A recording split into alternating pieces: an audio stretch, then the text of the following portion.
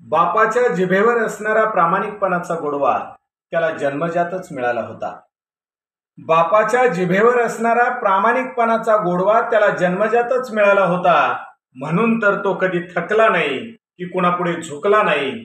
आयुष्यभर कष्ट करत असताना आईचं स्त्रीत्व केवळ ममत्वापुरतं, आईचं स्त्रीत्व केवळ ममत्वापुरतं, नाही तर ती केव्हाच पुरुष झाली होती. बापाच्या खांद्याला खांदा लावून लढत असताना आजही आई बापाच्या पावलात जितकं बळ आहे तितकं आमच्या पावलात सापडत नाही.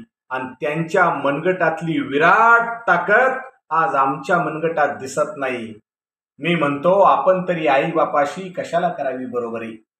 मी म्हणतो आपण तरी आई बापाशी कशाला करावी बरोबरी. नाहीतर या जगामध्ये आई बापाशी बरोबरी करावी अशी एकही गोष्ट अस्तित्वात नाही, अशी एकही गोष्ट अस्तित्वात नाही.